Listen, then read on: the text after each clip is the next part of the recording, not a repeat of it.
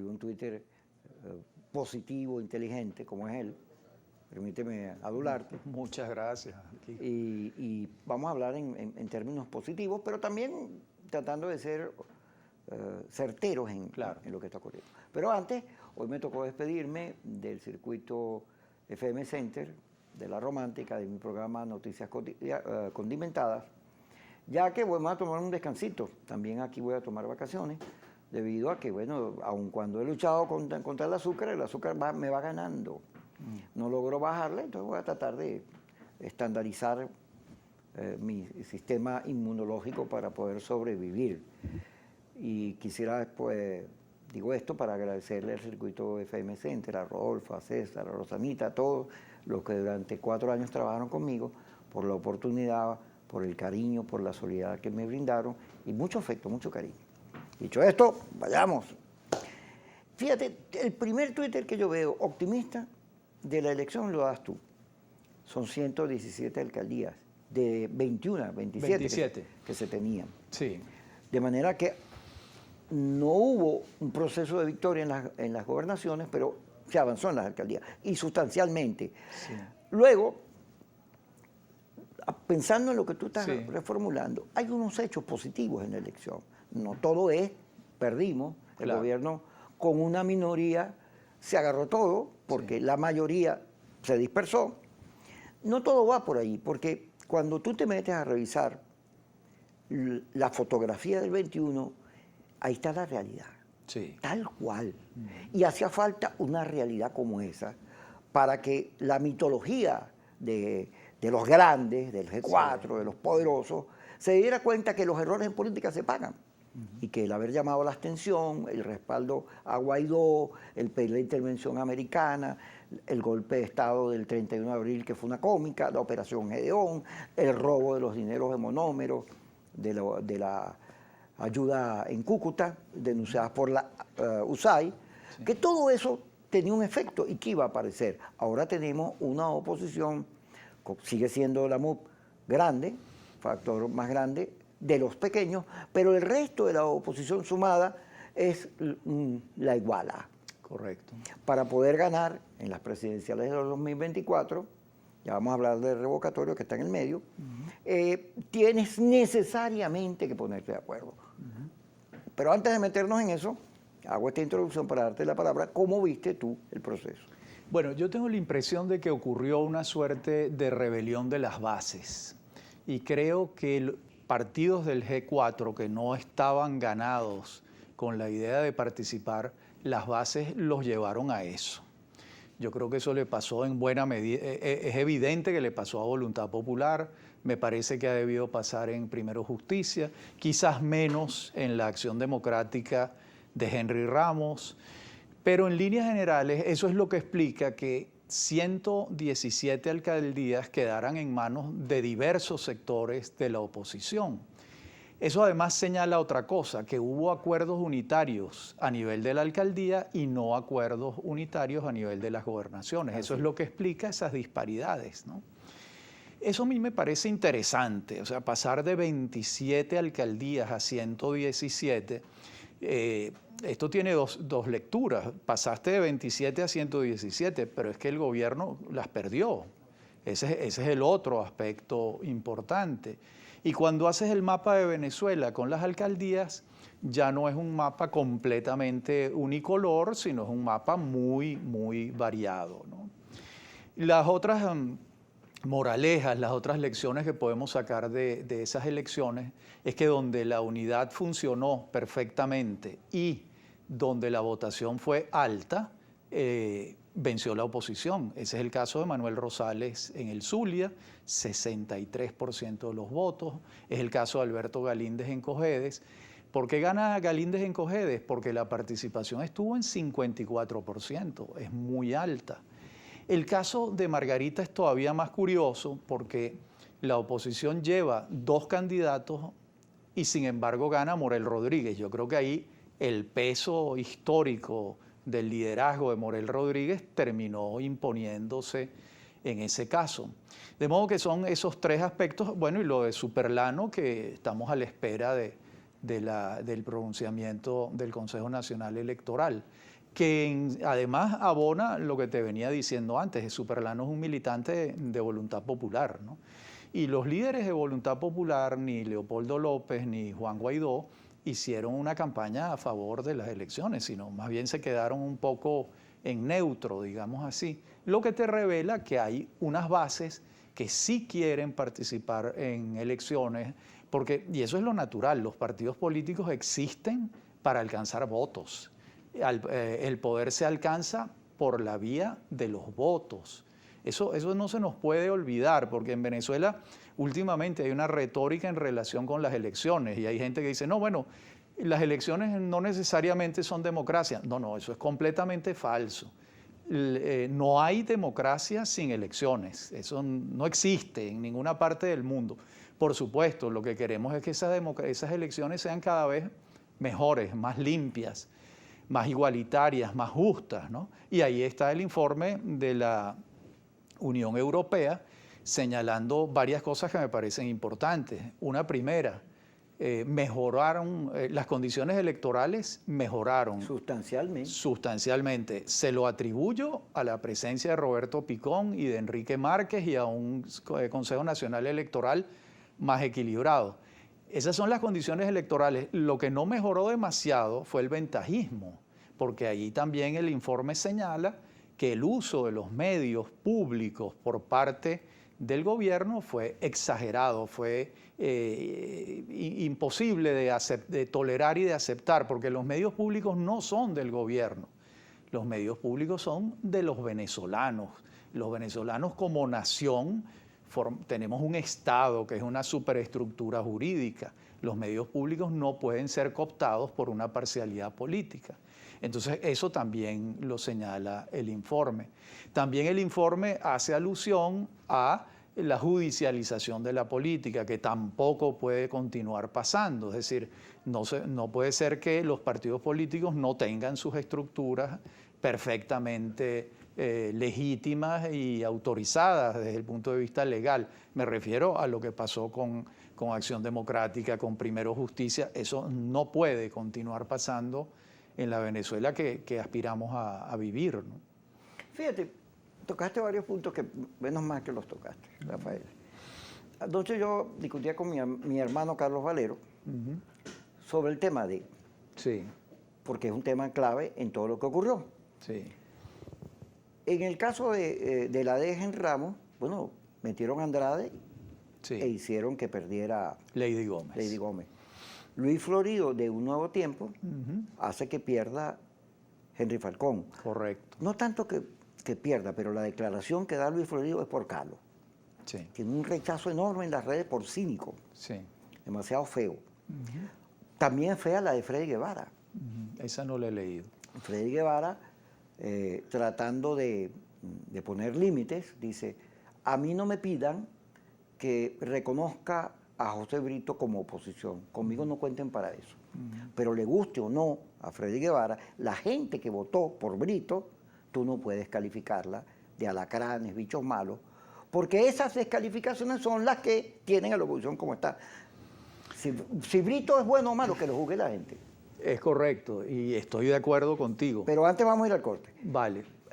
Porque me falta señalarte que en el caso de la D de Bernabé, bueno, Alfredo Díaz, que era de la de Henry Ramos, Guevara de la de Henry Ramos, y el de Anzoátegui, Barreto Sira, pierden porque la otra D se los empuja hacia abajo. O sea, se hirieron mutuamente y al herirse contaminaron todo el espacio político. Ya regresamos. Vale. Que produjo una derrota política, según reconoce Freddy Guevara cuando dice, no se pudo, vamos a elecciones. Sí. El único que yo oí diciendo eso es a Freddy Guevara, los demás ninguno dijo nada. No lo dijo. No lo dijeron. Carlos Vecchio incluso, faltando el día de las elecciones, habló pestes de las elecciones. Así es. Sí. Y como tú dices, había un acuerdo para que Guaidó recorriera el país con los candidatos de la MUD. No lo hizo. Sí. Según me cuenta a mí un pajarito. Entonces, al final, regresa la MUD, escondida, disfrazada con la tarjeta de la manito, porque la tarjeta de la manito en 2015 llevó 20 y pico de partidos. Esta vez llevaba 4. Sí. Y dice, esta es la misma unidad y el mismo cuento, cuando no era así. Sí.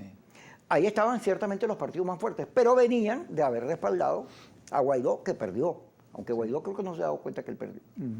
Entonces, pero en vez de venir, bueno, oye, vale, vamos a ver cómo hacemos, vamos a poner un acuerdo, vamos a reparar todos estos errores, vamos a consolidar la unidad a través de un trato, vamos a hacer un acuerdo para no agredirnos más, para no etiquetarnos. Claro. En vez de funcionar la política para ganar las elecciones, ellos prefirieron perder que ponerse de acuerdo, porque vinieron a pelear el segundo lugar, la dirección de la oposición. Sí.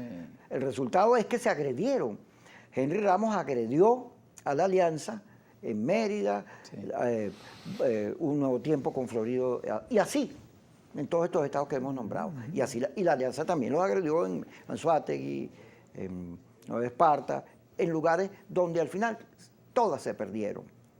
Ahora, esa manera de comportarse caníbal debería producir alguna reflexión, sobre todo porque las próximas elecciones que vienen, y no hay otro camino para producir cambios en Venezuela, sino el electoral, es una reivindicación también del 21, pues bueno, ya los que quedan en el radicalismo llamando a salida de fuerza son muy poquitos, todos están montados ahora en la vía electoral. Bueno, hasta María Corina Machado habló de unas elecciones dentro de la oposición. Que también Nuevo Tiempo me dijo que las va a plantear, va a elegir la dirección de la oposición. Pero bueno, métete en ese tema. Bueno, yo en otro tuit, más que la dirección de la oposición, porque no creo que eso sea posible, ni siquiera lo creo conveniente, lo que sí me parece importante es que los partidos políticos ejerzan la democracia interna. Eso sí me parece que es una coyuntura de oro para que eso ocurra, que los partidos políticos llamen a elecciones internas.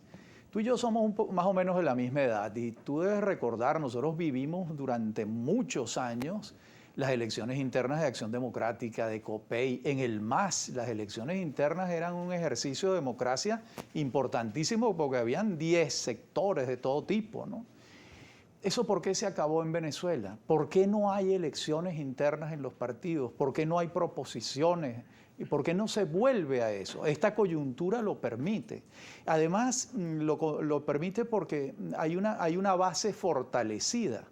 Hay un conjunto de alcaldes de la oposición que son de todos estos partidos que podrían llamar a unas elecciones internas que supusiese una renovación del liderazgo que cambiara el panorama político de la oposición, que es evidente que hace falta un cambio sustancial en ese orden. La idea de elegir una dirección de la oposición me parece interesante, pero algo irreal. Me parece que primero, eso puede ocurrir, pero primero las organizaciones políticas tienen que llamar a elecciones internas. Yo digo tienen como una sugerencia, no soy ninguna autoridad para decir nada, pero me parece que es una coyuntura importante para que eso ocurra, ¿no? Fíjate, punto por punto. Sí. Es obvio que después de la coordinadora democrática, la oposición necesitaba una dirección más compacta, más eficaz. Sí. Y por eso vino la MUP. Pero la MUP, que la integraron 27 partidos, terminó coestrada por 4. Correcto. Que se adueñaron de eso. Y se agarraron las tajadas más grandes en los procesos electorales. Ese proceso que le pasó a la MUP, donde hay un maltrato a todos los aliados. Pero me das un minuto para recordarte algo. Esos 4 salieron de la elección del 2015. Es decir, no, ellos en el 2015, estos 4 partidos agarraron las mayores fracciones. A eso es lo que me refiero. Es decir, no fue electoralmente interno. No, pero sí fue electoral. ¿Por qué el G4 existió? Porque eran los 4 partidos que habían sacado más votos en las elecciones del 2015. No, porque acuérdate que era la tarjeta de la unidad. Sí, ahí no se contó por partido. Sí, pero internamente fue así. No, eso fue un acuerdo, Rafael. Disculpa. Claro, pero con base en el músculo electoral que ellos tenían. Entonces, ¿a dónde voy yo con este argumento? Bueno, si los votos fueron los que te dieron la autoridad, pues los votos tienen que seguir siendo los que te dan la autoridad en este momento. ¿Me explico? Hay liderazgos que salen fortalecidos de esta coyuntura del 21. ¿Cuáles son? Los que sacaron los votos. Los que ganaron. Pero claro, pero siempre los que tienen los votos en el bolsillo son los que tienen la autoridad. Ajá, pero vamos a meternos allí, que cuando comenzó el programa, yo te planteaba, mi hijo, que estudió en la Universidad Metropolitana, Diego, y tú lo conoces, Diego. Sí, fue mi alumno. Que es muy formado, Sí. porque en la universidad, sobre todo en esa carrera que se llama... Estudios liberales. Forman muy bien, sí. muy bien a las personas que se gradúan. Y además ha hecho varias especializaciones. Acaba de salir de la ONU, de la Universidad de la ONU en Costa Rica, con un posgrado en paz y qué bueno, y elecciones. Qué bueno, qué bueno. Entonces él me dice, fíjate, conversando sobre esto, me dice, yo le digo, bueno, es que el problema es que aquí los grandes se quieren comer a los chiquitos. Y discutiendo, más o menos llegamos a un análisis compartido, que él me ayuda, se lo agradezco muchísimo. Las democracias en todo Occidente están en crisis, en todos lados. Fíjate que Trump sometió a la democracia más sólida del continente y tal vez del mundo a una crisis que es posible que se profundice porque el gobierno de Biden no ha logrado satisfacer las expectativas. Sí. Es más, ahorita lo están operando y la gente dice, bueno, este señor como que no va a llegar al final. Sí. Lo cierto es que el gobierno de Biden está como detenido y ahí está Trump otra vez con lo suyo. Fíjate que el discurso de Trump produjo en Europa y en muchos países gente que no se quiere vacunar y sale a la calle y protesta y quema caucho, que es una cosa loca. Absolutamente. Bueno, porque el señor Trump es un loco. Sí, pero ¿sabes por qué está pasando eso? Por el celular. Por esto. Ahí vamos. Este es el instrumento que cambió el mundo político. Ahí vamos. Y muchos políticos no lo han entendido. Fíjate, el proceso del celular y las redes, el mundo digital, contribuyó a la polarización, porque al final los algoritmos, eso está explicado en la serie de Netflix de los votos, el dilema de las redes, los algoritmos tienden a simplificar la realidad y a estandarizar los públicos. Y además, en comunicaciones es más fácil decir sí o no, blanco y negro, que grises, amarillos, verdes, todos los colores que hay en la realidad. Esta polarización que venía de antes, pero que acentuaron las redes, produjo que las minorías en los celulares, a través de los celulares y WhatsApp, Twitter y todo, comenzaran a quejarse de la dictadura de las mayorías. Así es. Y a protestar y a quemar cosas y a actuar con mucho rechazo porque no me la calo la minoría. Total, es que es necesario para que la democracia se fortalezca que las mayorías no aplasten a las minorías, sino que se integren a ellas y también las interpreten. Y te comentaba cómo en Australia, ya voy a ir para el corte, en Australia hicieron, eso me lo contaba mi hijo, un ejemplo de cómo superar esta crisis de pez grandes que se comen al pequeño, que era que cuando tú votas, como es digital, tú votas por 1, 2, 3, 4, 5 candidatos. Puedes votar 5 veces. Claro, el primero tiene un valor, el segundo tiene un valor, como hacen en cualquier medición de estas, cualquier carrera, ¿no? El que gana tiene un punto. Los últimos, cuando van quedando últimos, salen del juego, pero su votación segunda se cuenta y se le suma a los restos. De manera que un candidato puede haber sacado muchos primeros lugares, pero el segundo lo puede superar con las votaciones del tercero, cuarto y quinto. Entonces las minorías pasan a tener peso. Eso está planteado aquí a propósito de lo de la MUD, pero como ya estoy hablando mucha pistola y a mí después me dicen no va a hablar nadie, ya vamos. Una elección de la dirección, como está el cuadro, lo que vas a reproducir es la realidad. Te van a quedar 3 de la MUD y 3 de la Alianza y de los demás factores. Entonces, por eso yo para voy eso a los no partidos, necesitas una elección. Por eso voy a los partidos. Que ojalá los partidos se animen para renovar sus autoridades internas. Hay 2 personas que he visto que lo han dicho. Carlos Ocariz lo dijo antes de las elecciones y Tomás Guanipa lo dijo después. Ojalá primero Justicia se monte en ese proyecto. Ojalá lo haga Voluntad Popular. Y ojalá, si es que eso es posible, se avance hacia una reunificación de Acción Democrática, que eso pudiera lograrse por la vía de unas elecciones internas y, por supuesto, una decisión judicial que convocara a unas elecciones allí, porque es una lástima que un partido histórico como lo es Acción Democrática esté dividido y las consecuencias las vimos en las elecciones regionales, ¿no? Lo otro que a mí me interesa decirte es que lejos de parecerme las elecciones de concejales y de alcaldes, unas elecciones menores, me parecen importantísimas. Hay una cifra que da Enrique Capriles que me asombró. La oposición a partir del domingo pasó a tener 3.000 concejales. Estás hablando de un ejército completo que antes no tenías. De modo que quizás me arriesgo a decirlo, pero yo creo que el cuadro político venezolano a partir del domingo vamos a ver cómo se va a acelerar un cambio importante, porque además tenemos dos horizontes electorales, las elecciones del 2024, ¿verdad? Y las posibilidades de un referéndum revocatorio del que mucha gente está hablando. A mi juicio tienen varios problemas, ¿no? Y es que si llegase a ganarse un referéndum revocatorio, al mes siguiente hay unas elecciones. ¿Y quién es el candidato o quiénes son los candidatos para esas elecciones? Me parece que es un tema que hay que verlo con mucho cuidado, ¿no? Fíjate, sobre el referéndum revocatorio. Tiene que sacar más de 6.700.000 votos, según la votación del domingo, y esta abstención estandarizada en 40%, que no llega a 50%, que se ha venido produciendo, no tienes cómo sacarlo. No tienes, sí. O sea, y luego el mapa rojo-rojito tampoco es un aliciente para decir que lo puedes sacar, porque aun cuando tuviste la mayor votación, la tienes segmentada. Claro. ¿Y cómo haces para pegar toda esa gente? Si más bien el revocatorio lo separa. ¿Tú te imaginas a Manuel Rosales llamando al revocatorio? Yo no lo veo. Sí. Yo lo que veo, hay un tema de cifras, tú las acabas de decir, 4,5 millones de votos de la oposición, ¿cómo llegas a 7? Es sumamente difícil.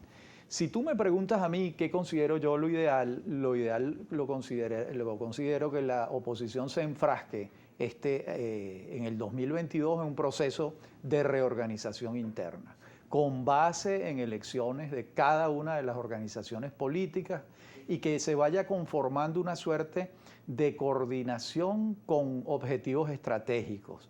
Yo propongo que nos olvidemos de la idea de la unidad y pasemos a la idea de la coordinación. Entiendo que eso se llamó la Coordinadora Democrática hace muchos años, pero el vocablo coordinación me parece más ajustado a los desafíos que nos está presentando la realidad. Hay un ejemplo histórico excelente de eso, que es el Pacto de Punto Fijo. Al Pacto de Punto Fijo, firmado por los 3 grandes partidos políticos de entonces, había una coordinación programática, había un objetivo electoral, ¿verdad?, que se iba a cumplir respetando las elecciones, porque no había un solo candidato, pero sí había un objetivo programático en el gobierno que se iba a desarrollar, resultara quien resultara presidente electo. Yo creo que tenemos que valernos de estas experiencias históricas para avanzar hacia una nueva configuración del universo opositor en Venezuela. Y seguir avanzando con las condiciones electorales, por supuesto. Y espero yo que las negociaciones en México también formen parte de este avance en una reinstitucionalización, en una redemocratización de Venezuela. Venezuela, cuando tú la analizas desde el punto de vista de los déficits de la democracia, son muchos. La democracia venezolana tiene muchas falencias que resolver, pero son muchas realmente cuando haces el checklist. Este domingo, a mi juicio, se alcanzó y es que fuimos a unas elecciones locales, hubo una votación inesperada de las bases de los partidos políticos que llegaron a acuerdos en las alcaldías y la oposición mejoró sustancialmente su situación. Y además creo que para el oficialismo las elecciones también representan un desafío. Así es. Nicolás Maduro sacó en las últimas elecciones alrededor de 6 millones de votos. Las fuerzas que se presentaron el domingo pasado llegaron a 3.700.000 votos. O sea, es una reducción muy grande del caudal electoral, del respaldo popular que tiene el gobierno, que estoy seguro que el gobierno mismo estará pensando, bueno, ¿cómo hacemos aquí? ¿Qué lectura le damos a esto? Por cierto, a mí hay un dato, ya esto es semiológico, literario, simbólico, que me llama la atención. El gobernador más votado del chavismo fue Lacaba. Tú ves la imagen de Lacaba, Rafael Lacaba parece un reggaetonero, ¿verdad? Sus propagandas son de un cantante que está cantando a lo largo de su oficina en la casa del gobernador de Carabobo. Desde el punto de vista de la imagen, eso es lo más alejado a la imagen primigenia del chavismo. Así es. Y ese es el gobernador que tiene más votos. ¿Qué nos está diciendo eso? Nos está diciendo que en Venezuela ha habido un cambio importante en el universo simbólico. La gente cree que estas cosas no importan. Sí importan. Antes de entrar al programa estaba viendo la pantalla de televisión con los gobernadores electos. Ahí hay otro mapa, otro fenotipo. Las camisas ya no son rojas, las camisas son de otros colores. El chavismo se dice que está haciendo una, ¿cómo se dice eso en inglés? Está como redefiniendo su marca, digámoslo así. Ajá. Pero ¿por qué lo hace? No es porque quiera, lo hace porque está leyendo la realidad. Y lo de Lacaba me parece sintomático. Yo creo que los venezolanos además nos hemos llegado al hartazgo en relación con la política agresiva, violenta. La gente en Venezuela quiere tener otro tipo de relación, una convivencia pacífica en el orden cotidiano. Me gusta lo que dijiste, ese análisis está bien bueno, porque se parece a la realidad. Vamos a discutirlo, está bien. Gracias, Rafael. Vamos a ir al corte y ya estamos aquí, tratando de hurgar en estos numeritos que produjo el domingo. Ya estamos con ustedes. A uno de los asuntos claves de la película esta. El gobierno viene descendiendo su votación porque la realidad es que no vivimos mejor. Mal agua, gas, luz, la quejadera, se fue una gran cantidad de gente, eso produjo mucho dolor. Y la gente está obstinada en la política. La política no te ha dado cosas buenas, sino cosas malas. Sí. Claro, el gobierno lo detecta, hace bastante tiempo lo detectó, que venían unas líneas, porque ellos miden todo, ellos tienen la data más importante del país, que es el carnet de la patria. Sí. Y ahí hacen encuestas y miden todo. Se dan cuenta que viene eso. Aquí Antonio Gil Yepes lo venía diciendo. Sí, José Antonio. Hay una crisis en el liderazgo, ya la gente no cree en eso, y por eso la alta abstención.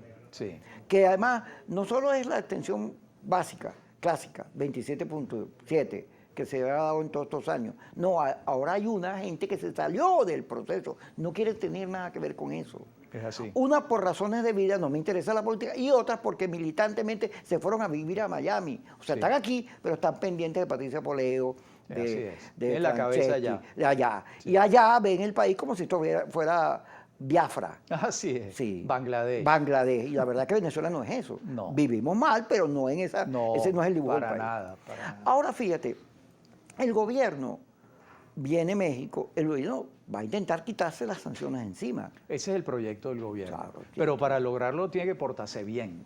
Exacto. Para decirlo en criollo, es decir, no puedes, o sea, si quieres que te levanten las sanciones, tienes que observar una conducta medianamente razonable en el concierto de la globalización del mundo. Pues. No hay otro camino para el gobierno. Ahora ellos dicen, fíjate, que todo lo que ocurrió en el país no es porque Maduro sea un dictador, el régimen. Cada vez que yo veo a alguien diciendo el régimen, me provoca echarle agua bendita. Sí. Porque creo que están dislocados. Ellos dicen que fue que la oposición los quería tumbar. Y ellos se defendieron, pues. Y se defendieron, como me tiraron un dron para volarme, entonces yo los metí presos, los perseguí porque no estábamos jugando papelillo. Eso dicen ellos. ¿Tú juegas dominó? Sí, yo bastante. También. Bueno, y hagamos de caso que vamos a empezar una partida nueva. Es decir, barajemos las fichas, recojamos cada uno de nuestras y que se friegue el que le toque la cochina. El que le toque la cochina, que vea qué hace. Pero no podemos seguir anclados en el pasado. Esto lo digo para el gobierno y para la oposición. O sea, si quieres un panorama político distinto, tanto el gobierno como la oposición, tienes que barajar la ficha. Totalmente de acuerdo contigo. ¿Me explico? Sí. Ahora hay un problema que a mí me preocupa, que creo... Una vez aquí Carlos Ocarí me dijo, es que tú no atacas al gobierno. Y le digo, bueno, es que el gobierno ¿A quién le vamos a mentir? Aquí todo el mundo sabemos cómo estamos viendo, pero el tema es la oposición, y lo acaba de mostrar la elección. Sí. El tema es la oposición. Fíjate, Freddy Guevara dice, no solo el asqueroso Twitter ese horrible, que todo el mundo le está cayendo a golpes en las redes del señor Luis Florido, muy feo, la verdad, sí, por Dios. No solo que la tristeza de ver a Lady perder, porque este señor Andrade, que yo no sé dónde anda, me imagino que debe tener pesadillas, bueno, le quitó lo que le hacía falta. O todos los casos de más, el de Guevara, Alfredo Díaz, aunque Alfredo Díaz pierde frente a un opositor. Sí. Y tampoco el hecho de que pierdan ante el gobierno significa una tragedia, porque hemos vivido en estos años así.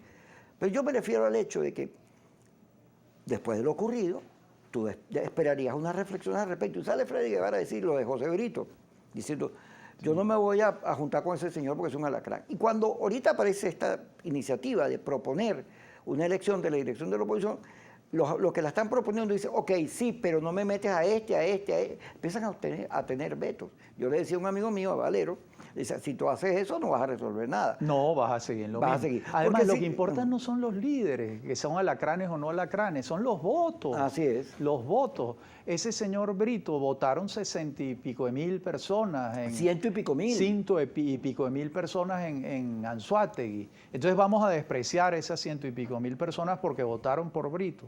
Eso no es inteligente. Es decir, tampoco, ¿verdad? Tampoco es lógico, ¿verdad? Entrar en ese tema. Es decir, hay que actuar con inteligencia. Y en este dilema entre Brito y los votantes, lo inteligente es optar por los votantes. Esos son a esos votos es a los que hay que enamorar. Olvídense de Brito. O vayan a dirimir con Brito electoralmente algo. Bueno, perfecto. Pero lo importante son los votantes. Eso es lo que me parece políticamente inteligente, ¿no? Sin embargo, esa cosa de los vetos y de la etiqueta es lo que tiene a este lío. Esa canibalización, ese estilo, hacer la política caníbal, es lo que tiene la oposición como está. Pero mira, hay tantos ejemplos históricos, Kiko. Acuérdate los que se fueron con Ramos Jiménez, con Acción Democrática. ¿Qué pasó después? A los años, todos regresaron a Acción Democrática. ¿Qué tal que los adecos de entonces, Betancur, Leoni, Prieto, Gonzalo Barrios, hubiesen dicho, no, estos tipos no regresan porque hicieron esto y aquello y lo demás? No los perdono más. No los perdono nunca. Ahí estaba Manso González, por decirte un caso. Que se fue Palmir. Y muchos otros. Y todos ellos regresan. La política es eso. La gente se le olvida. Pero tú ves a Henry Ramos perdonando a alguien. Bueno, tendría que hacerlo. Tendría que hacerlo si es un político de estatura como lo fue Betancur. O Betancur no perdonó a sus adversarios. Yo creo que lo hizo. Caldera con la pacificación. En varias oportunidades. Caldera no pacificó a la izquierda insurreccional, que le habían declarado la guerra al gobierno venezolano y los incorporó, les abrió las puertas para la vida democrática. Entonces, que si Caldera se hubiera empeñado en que no hay pacificación porque estos tipos tal cosa y tal otra. Pero entonces, ¿cómo recompones la vida política? ¿Cómo la recompones? Claro, esto se ha exacerbado mucho en los medios, en las redes, porque en las redes opina todo el mundo, como es natural. Y ese es uno de los temas, uno de los grandes desafíos que tiene la democracia, me parece a mí, es que en las redes opina todo el mundo, eso no se puede evitar, eso es deseable incluso, pero supone unos grandes desafíos. Porque, por ejemplo, los liderazgos ¿de dónde están surgiendo? Los liderazgos regionales están surgiendo de las regiones, pero los liderazgos nacionales están en los teléfonos y en el uso de los teléfonos. Y por supuesto en el uso de los teléfonos con propuestas inteligentes, ¿no? Que por allí, y yo creo que el primero que entendió eso perfectamente y lo llevó a la presidencia de la República fue Obama.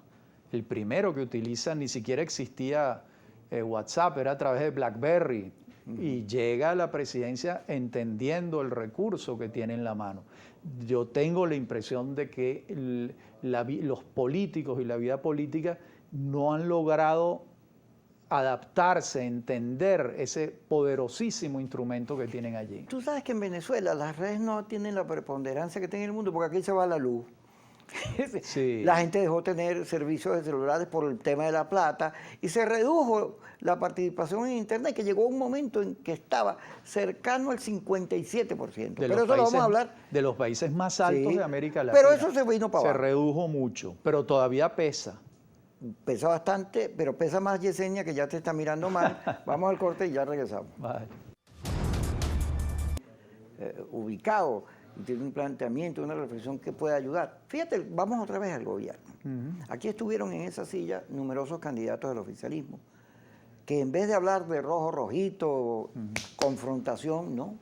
Liberales en términos económicos, hablando del mercado, de emprendimiento, demócratas en cuanto a las consultas, en hacerle caso y oír a la gente.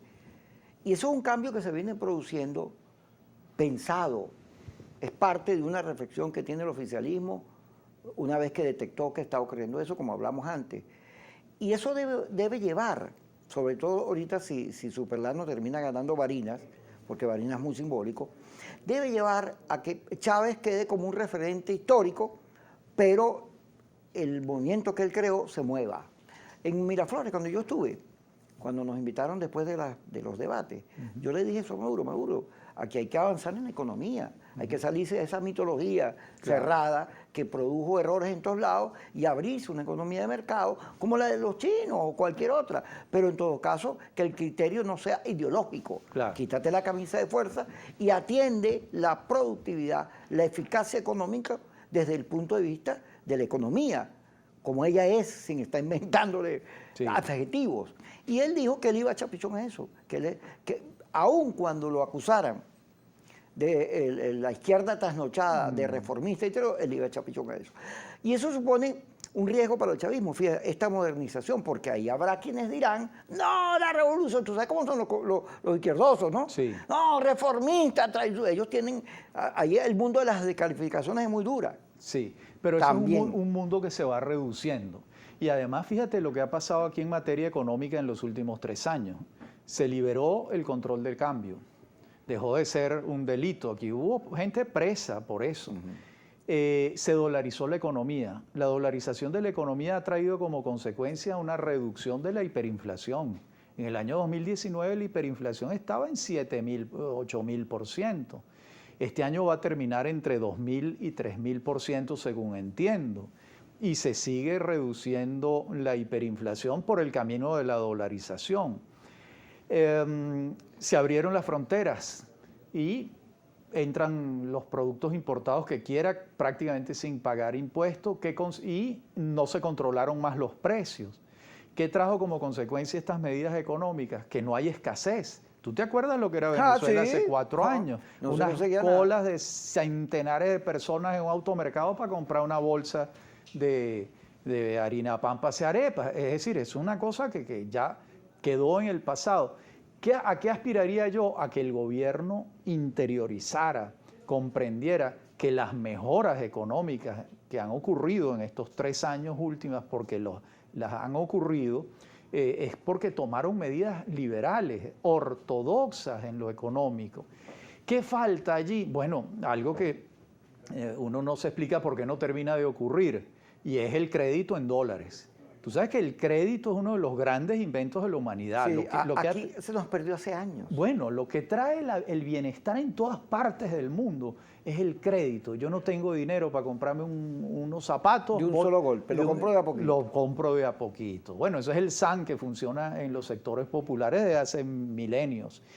¿Por qué no hay créditos en dólares en Venezuela si la economía está dolarizada? ¿Qué falta para que el gobierno dé ese paso y se dinamiza todavía más la economía? De modo que yo no soy ortodoxo en relación con esto desde el punto de vista político. Aquí ha habido una flexibilización en los términos de la economía y yo creo que el gobierno ha percibido que le está yendo mejor en la medida en que vaya asumiendo la defensa de la propiedad privada, la seguridad jurídica, la economía de mercado, que eso es lo que ha funcionado en todas partes del mundo, Kiko. No tenemos que inventar el agua tibia, eso es lo que funciona, ¿no? Tú decías la cava, fíjate, ¿Tú sabes cuánto porcentaje de aceptación tiene Maduro en Carabobo? 40%. Ok. Porque él acaba su éxito en ese estilo de hacer política raro, novedoso, distinto. Muy raro, sí. Pero que cuadra muy bien a un país que rechaza la política. Sí. Que lo vea él dice, este no es igual que los otros. Por supuesto. Y que eso ha impactado. Claro, es el símbolo del reggaetonero. Él es un tipo extraño. Ahora, fíjate, una cosa que a mí me llamó la atención de la Cava, cuando él comenzó la gobernación hace 4 años, una de las primeras proposiciones que hizo, que a mí me llamó la atención, yo dije, ¿qué pasó aquí? La privatización de los servicios públicos de Carabobo. Y entiendo que el gobierno de Maduro no lo aceptó, no le dio camino a eso.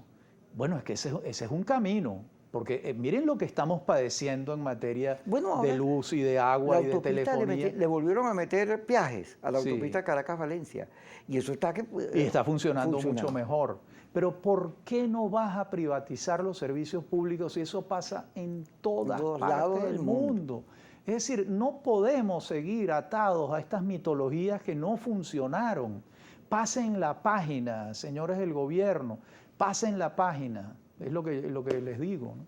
Ahora, en el barajeo del dominó, como hay una actitud de rechazo a la imposición, venga de donde venga, como hay la búsqueda de nuevas maneras de hacer la política, ese barajeo a lo mejor hasta produce cruces, nuevos liderazgos, gente que venga de allá pero que se le suma el de acá y aparecen nuevas realidades. Eso es lo que ha producido los cambios según John Magdaleno, cuando el factor dominante se diversifica o hay rupturas. Correcto. ¿Cómo ves tú eso? Yo veo algo interesante, es decir, yo creo que pueden estarse dando en estos días y en las semanas y meses que vienen una confluencia entre la oposición y el chavismo en relación con la descentralización. Es decir, yo quiero ver a ambos sectores, y creo que podemos ver a ambos sectores defendiendo la descentralización, porque esa es una de las grandes conquistas históricas de la democracia venezolana. Y ojalá el oficialismo se monte sobre eso también. Hoy vi unas declaraciones que me llamaron la atención de Manuel Rosales en el discurso en que asume la gobernación del Zulia. Dice que Prieto recuperó el aeropuerto, los peajes, todo lo que se había perdido antes, lo recuperó para la gobernación del estado Zulia. Eso tiene que pasar en todo el país otra vez, sea el gobernador que sea. Hay que respetar las competencias regionales. El futuro de la democracia venezolana es federal, es descentralizado. Mira, es que la gente... Rafael, sí.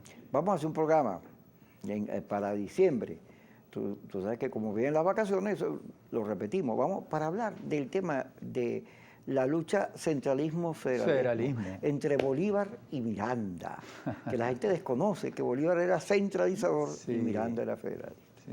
Y que muchas veces, tú sabes que Teodoro Pekov decía que la crisis de la democracia era una crisis necesaria porque era de superación, de crecimiento, pero vino Chávez y en vez de avanzar, se quedó en el caudillismo y en el centralismo. Fue un anacronismo. Sí. Pero uno intuye, y tú que eres un político avesado, uno intuye que estamos empezando a salir de eso y que empieza una nueva mano de dominó. Ahora, cuando dijiste tú que eres un político avisado, creo que me insultaste. ¿Por qué? Porque yo soy periodista. Bueno. Fundamentalmente. Claro, me gusta la política. Pero claro. No, pero es que tú